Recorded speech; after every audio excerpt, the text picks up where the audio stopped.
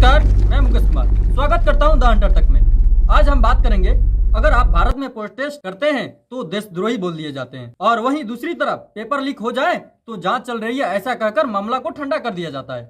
आखिर ऐसा क्यों? आज हम दो कड़वी सच्चाइयों पर बात करेंगे। पहला, इंडिया में प्रोटेस्ट बदनाम क्यों हो जाते हैं, और दूसरा, पेपर लीक बार बार क्यों होता है। आखिरकार इंडिया में प्रोटेस्ट बदनाम क्यों है? जब भी भारत में बड़ा प्रदर्शन होता है, जैसे फार्मर प्रोटेस्ट या सीए प्रोटेस्ट, तो मुद्दे से ज्यादा चर्चा होती है। इसके पीछे कौन सी पार्टी है, कौन भड़का रहा है, यानी असली सवाल दब जाता है। राजनीति हावी हो जाती है। कुछ जगह हिंसा पूरे आंदोलन पर जैसे हो जाते हैं। कई बार हजारों लोग शांतिपूर्वक बैठते हैं, लेकिन 10 लोग पत्थर चला दे तो पूरी खबर क्या बनती है? प्रदर्शन हुआ हिंसक। एक हिंसक क्लिप पूरे आंदोलन को बदनाम कर देती है। सरकार को डर होता है, अगर एक मांग मान ली तो कल 10 और मांगे आ जाएगी। इसलिए कई बार शुरुआत में ही सख्ती, लाठीचार्ज, इंटरनेट बंद, धारा 144, और जनता को लगता है हमारी आवाज सुनी ही नहीं जा रही। प्रोटेस्ट का रिजल्ट क्यों नहीं दिखता?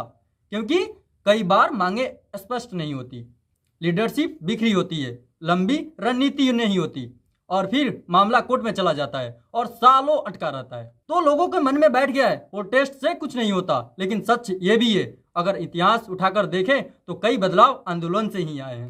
भारत में एक और सबसे बड़ा सवाल, भारत में पेपर लीक बार बार क्यों होता है?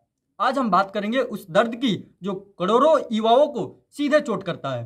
रेलवे, पुलिस, शिक्षक, एसएससी, राज्य स्तरीय परीक्षाएं, कई बार परीक्षा रद्द। सिस्टम में लीक कहां से होता है? प्रिंटिंग प्रेस से, परीक्षा केंद्र से, अंदर के कर्मचारी से, या आईटी सिस्टम से। जब परीक्षा करोड़ों की हो तो लालच भी करोड़ों का होता है। एजेंसी की जिम्मेदारी और ढीलापन। मान लीजिए परीक्षा करवा रही है कोई बड़ी एजेंसी, जैसे नेशनल टेस्ट एजेंसी या राज्य लोक सेवा आयोग। अगर पेपर सुरक्षा में एक बड़ी कड़ी कमजोर हुई तो पूरा सिस्टम गिर जाता है। जब एक सीट पर 50,000 लोग हों तो कुछ लोग शॉर्टकट ढूंढेंगे। कोचिंग माफिया, दलाल, अंदरूनी लोग, एक पूरा नेटवर्क बन जाता है, क्योंकि डिमांड बहुत बड़ी है और सख्त सजा का अभाव।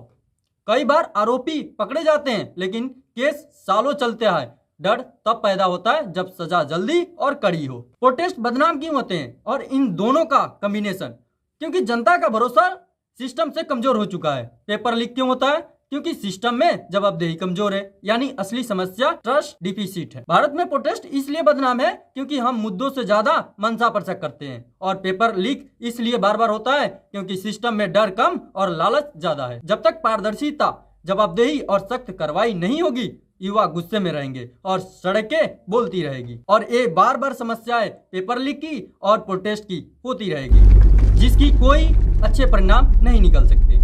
धन्यवाद द हंटर तक के साथ में जुड़े रहने के लिए।